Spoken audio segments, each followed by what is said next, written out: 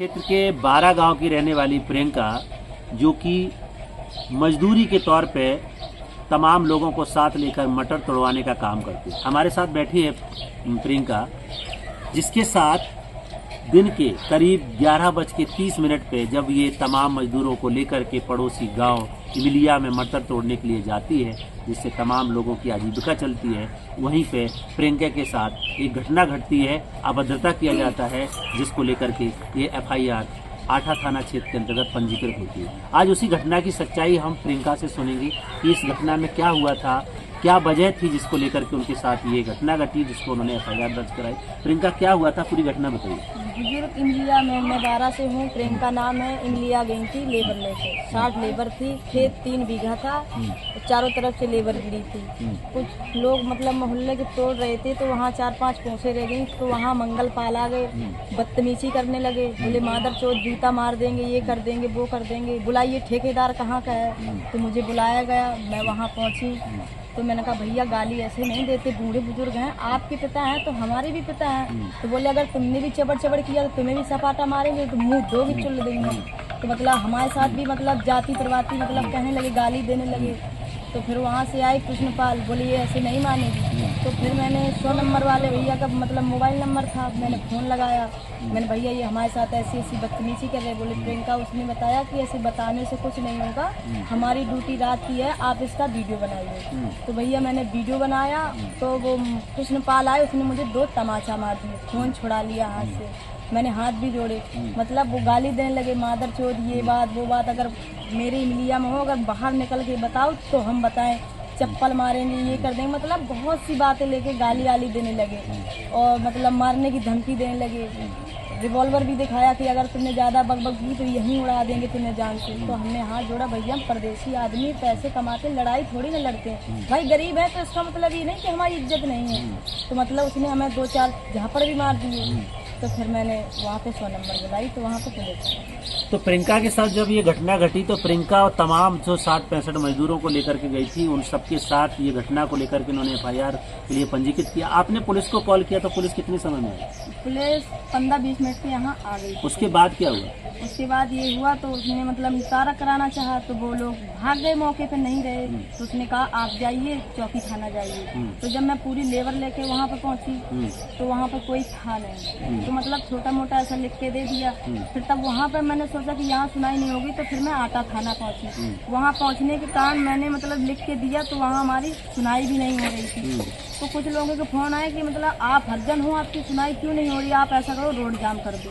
मैं नहीं, रोड जाम करने से तो थोड़ी कुछ होगा। तो वहाँ बैठे रहे। फिर मैं पूरी लेबर लेके मतलब वहाँ आटा थाना में, तो वहाँ मेरी लिखित नहीं मानी गई। तो हम लोग फिर भगे आए। फिर 2-4 दिन में मतलब कुछ लोगों ने बताया कि चलो तुम्हारी अब लिखाई, तब जाके FIR कर। तो FIR को लेकर के मेरे पास FIR की कॉपी है, जिसमें आटा थाना क्षेत्र के अंतर्गत ये FIR पंजीकृत होती है। BNS section 150 sub clause 2, BNS section 352, BNS section 351 sub clause 2 और SC/ST prevention of atrocity act की धारा 325A के तहत ये मुकदमा आटा थाना क्षेत्र में पंजीकृत हो चुका है। मुकदमा पंजीकृत होने के बाद प्रियंका, अभी आरोपी कहाँ है, पकड़े गए, क्या स्थिति है? नहीं, आरोपी पकड़े नहीं गए, वो तो अब अपने मस्ती में घूम रहे हैं। अच्छा। कुछ लोगों के फोन आए कि मतलब आप तो बहुत बड़ी बड़ी बातें मारती थी, मतलब आपके साथ इतना गलत हुआ है, आपको मार पीट की है, तो मतलब उनको सजा क्यों नहीं हो रही? नहीं भैया, ये सरकारी काम है। उसने एक लड़के की खपरी फाड़ दी 8 दिन बाद। इनके पिताजी, आप थोड़ा आइए, हमें बताइए कि क्या घटना हुआ था, क्योंकि इस घटना को लेकर के प्रियंका और प्रियंका का पूरा परिवार सामाजिक कार्यों में बहुत रुचि रखता है। तमाम सांस्कृतिक कार्यक्रमों में प्रियंका और उनकी बहन, उनके पिता जाते हैं, सामाजिक आदमी है, लेकिन उनके साथ एक दूसरे गांव में इस तरीके की घटना जो निश्चित तौर से उसके अपमान को ठेस पहुंचाती है। प्रियंका, मैं पापा के साथ थोड़ा बात करेंगे, आप थोड़ा इधर आइए। बलवान जी, आप बताइए कि क्या हुआ था। लड़की गई थी मटर तोड़ाने के लिए जी। उसका खेत नहीं था जी। खेत दूसरे का था। वो लोग आए, उन्होंने वहाँ रंगबाजी पेश की, गाली आली दी लड़की को। मेरे पास फोन आया तो हम, मेरा बेटा, दोनों लोग वहाँ मिलिया पहुँचे। मैंने कहा हल्ला न करो, इसको सीधा पूरी लेबर लेके चलो, चलते हैं, कार्रवाई करते हैं। बोले जाओ, जो कुछ तुम्हें लिखा सो खा कर लेना। मैंने कहा कि मैं गमारी लड़ाई नहीं लड़ता हूँ, मैं कानून तौर से लड़ता हूँ, क्योंकि मैंने दुनिया घूम डाली, अब मैं इसी में घुसा हूँ। सामाजिक तौर में महापुरुषों के गीतों को गाना, समाज में बैठना, ये मेरा काम है। तो वहाँ मैं थाना गया तो मेरी FIR नहीं लिखी गई। जो मैंने कॉपी लिख के दी तो बोले इस तरीके से क्या तुम्हारी इज्जत नहीं, मुझे झड़पी लगाएगी, बोले इसको हटाओ, दूसरे तरीके से लिख के लाओ। मैंने कहा क्यों? बोले तुम जा लिख दूसरी, तो मुझसे ना लिखा। तो जो असली घटना थी वो आपने लिखी थी, उसको उन्होंने बदलने के लिए बात किया, क्या बात बोले? बोले ये नहीं ली जाएगी, नॉर्मल लिखिए। अच्छा, आप इज्जतदार आदमी हैं, इनको छोड़ो। मैंने कहा आपको इससे क्या लेना देना, मेरी आप सुनिए, मैं गरीब घर से हूँ, आप मेरी घटना को सुने जो मेरे साथ हुआ है। तो मैं राजीनामा या नॉर्मल एप्लीकेशन लिखने से तुम्हें क्या मिलता है? तुम तो कलम चलाइए, आप तो क्षेत्रवासी है, हम लोगों की सेवा के लिए यहाँ तैनात किया गया है आपको। आप सेवा का मौका करिए और इसमें आप राजीनामा की बात मत करिए। मेरी ये लीजिए रिपोर्ट। तो ये प्रियंका और आप तमाम लोगों से जब पुलिस के थाने पे घेराव किया गया, लोग गए, उसके बाद FIR पंजीकृत हुई, कितने दिन बाद हुई? 4 दिन बाद। 4 दिन लग गए FIR? हाँ, 4 दिन बाद पंजीकृत की ऐसो ने। उसके बाद क्या हुआ? घटना की जांच हुई, स्थानीय कोई हुई, CO ने दौरा किया? फिर हम लोग गए दौड़े, तो इसके बाद 2 दिन बाद CO ने आके इंडिया में इंक्वायरी की, हमको भी बुलाया गया। हमने सच सच हकीकत बताई कि साहब ये है घटना, ये मेरा रहा वीडियो, आप देखिए कौन गाली दे रहा, क्या कर रहा है, ये मोबाइल बताएगा। इसके बाद अभी तक मेरी कोई सुनवाई नहीं हुई। कोई सुनवाई नहीं। तो हमें बलवान जी ये बताइए, अगर कल के आपके ऊपर प्रेशर बनता है कि आप समझौता कर लीजिए, तो आप क्या करोगे? समझौता करोगे? नहीं करूँगा, ये इज्जत है, मर्यादा है, मुझे तो न्याय चाहिए। न्याय चाहिए बस। तो बलवान और उनकी बेटी न्याय के लिए लड़ रहे हैं। उनका कहना है हमें न्याय चाहिए। इस पूरी FIR में जो तहरीर लिखी गई है उसमें उन्होंने सारा जिक्र किया हुआ है कि कितने बजे वो गई थी तमाम मजदूरों को लेकर के, जहाँ पे वो मटर तोड़ाई का काम करते हैं। वहाँ पे उन्होंने 200 रुपये, उन्होंने पूछा कितने में झल्ली भरते हैं, तो उसने कहा हम 200 रुपये में झल्ली भरने का काम करते हैं। उसी को लेकर के विवाद शुरू होता है और बाद में गंदी गंदी गालियाँ, और जैसा कि अभी प्रियंका ने स्टेटमेंट भी कैश भी छुड़ाया गया।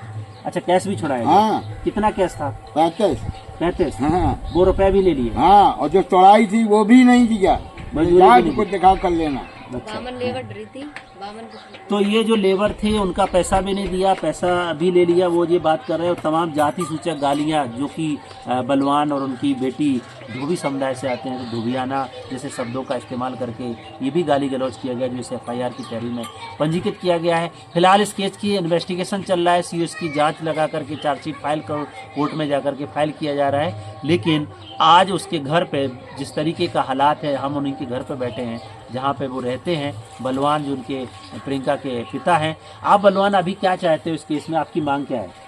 बस मुझे तो न्याय की मांग है। न्याय की मांग? हाँ, मुझे न्याय। बलवान एक सवाल और है, क्योंकि SC/ST एक्ट जब लगता है, इस पूरे FIR में SC/ST prevention of atrocity act के सेक्शन लगाए गए हैं। कानून ये बोलता है कि पीड़ित परिवार, क्योंकि ये बहुत गरीब परिवार से आते हैं, मजदूरी करके भरण पोषण करते हैं, तो आने जाने और वो केस को लड़ने के लिए सरकार आर्थिक सहायता भी देती है।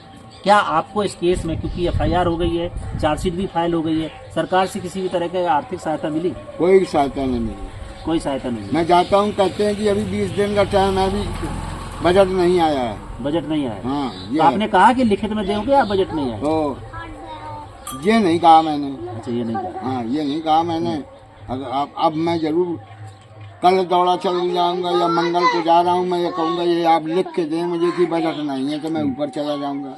चूंकि बलवान और प्रियंका के जो केस है, जो उनके पिता हैं, इस केस का मैंने इन्वेस्टिगेशन किया है, हमारे टीम ने इसका फैक्ट फाइंडिंग किया है और उसमें तमाम तथ्यों को देखा है, जिसमें पाया जा रहा है कि केस की FIR पंजीकृत है, केस की चार्जशीट फाइल हो चुकी है, चार्ज फ्रेम हो चुका है, क्योंकि SC/ST prevention of atrocity act ये कहता है, जिसमें ये केस पंजीकृत है कि इनको मुआवजा की राशि FIR के स्टेज पे 25%, चार्जशीट के स्टेज पे 50% दी जानी है। ये बात इसलिए मैं बोल रहा हूँ क्योंकि ये गरीब परिवार है, ये अपना आगे केस कैसे लड़ेगा, यही आर्थिक सहायता होती है जिससे आगे पैरवी कर सकते हैं। अभी तमाम तरीके की चीज़ें इनके सामने यही आ रही हैं कि इस केस के लिए इस वहाँ जाना है, इसके लिए पैसे लगने हैं, बेचारे कहाँ से पैसे लाएंगे। पहलवान, आपको पता है FIR की कॉपी, चार्जशीट की कॉपी सरकार निःशुल्क देती है पीड़ितों को, उसका कोई पैसा नहीं लगता। क्या अच्छा। आपको ये कॉपी निःशुल्क मिली है? हाँ, कॉपी निःशुल्क तो मिली है, हाँ, मगर बाद में होगा कुछ। अच्छा, ऐसा बोला गया। हाँ, तो वही है बात कि हम कैसे इस केस को लेकर के पैरवी करें, हमारी हालत ये है। मैं आखिरी सवाल आपसे जानना चाहूँगा पहलवान, केस चलेगा, लंबा चलेगा, हाँ। आपकी इज्जत और बच्ची की भविष्य का सवाल है। हाँ, अगर आपसे लोग समझौता करते हैं तो आप समझौता करेंगे या केस लड़ेंगे? मैं केस लड़ूंगा। केस लड़ेंगे। हाँ, मैं केस लड़ूंगा। तो वो केस लड़ना चाहते हैं और आपकी ये स्टेटमेंट रिकॉर्ड किया गया है, आप क्योंकि क्या चाहते हो? मेरी मांग क्या? लड़ाई के बाद उसने 4 दिन बाद एक अपनी बिरादरी की खोपड़ी फाड़ दी। इसके बाद अलखराम प्रधान अमीषा उसके बच्चे को उसने कहा गाय का खून खच्चर क्यों कर रहे हो, लिए जा रहा था कहीं, वो बहुत बड़े क्रिमिनल हैं। उन्होंने उसकी नौकरी लगनी थी इसलिए वो दब गया। ये तो जहाँ पाते वहीं आतंक करते, और ये जो है कोई इसकी सुनवाई नहीं करता है, क्योंकि न इनकी रिपोर्ट लिखी जाती है, न इनकी इंक्वायरी होती है। वो तो तो गुंडा इसमें है। FIR होने के बाद क्या उनको अरेस्ट किया गया? नहीं किया गया, अभी तक नहीं किया गया। वो तो थाने में छुट्टा घूमते रहे जैसे मेरी ससुराल हो। उनको किसी भी अधिकारी ने धमकी नहीं दी, गाली नहीं दी, उनको बंद नहीं किया गया। वो तो आए, चाय नाश्ता उनको कराया गया और यही कहा गया कि ये तो जब CO आपके यहाँ जांच करने आए थे तो आपने, प्रियंका ने उनको अवगत कराया कि हमारी सब कुछ स्थिति बताया ऐसी है? मैंने। CO ने क्या बोला? सीओ ने कहा सब हो जाएगा, बस इतना कह के वो चला गया। तो अब आपको क्या उम्मीद है? मेरी उम्मीद ये है कि ये इज्जत का सवाल है। मैं गरीब भी हूँ, मेरी 6 लड़कियाँ हैं, एक बेटा है। मैं मजदूरी करूँगा तो कहाँ तक मैं ऐसी गालियाँ सुनूंगा, तो मैं तो मजदूरी नहीं कर पाऊंगा। मुझे न्याय चाहिए। तो ये बलवान हैं जो प्रियंका के पिता हैं, जो कह रहे हैं कि आपको न्याय चाहिए, क्योंकि मेरे साथ मेरे बेटी का अपमान हुआ है, मेरा अपमान हुआ है, और न केवल इनकी बेटी और इनका अपमान, इनके साथ गई हुई 50 से 60 लेबर जिनको लेकर के जाते हैं उन सबका अपमान हुआ है, और उनको इस तरीके से घटना को अंजाम दिया गया। फिलहाल इस केस का FIR पंजीकृत हो गया है, ट्रायल पे केस जाएगा, कोर्ट फैसला करेगा, न्याय देगा, और ये परिवार न्याय के लिए गुहार लगा रहा है।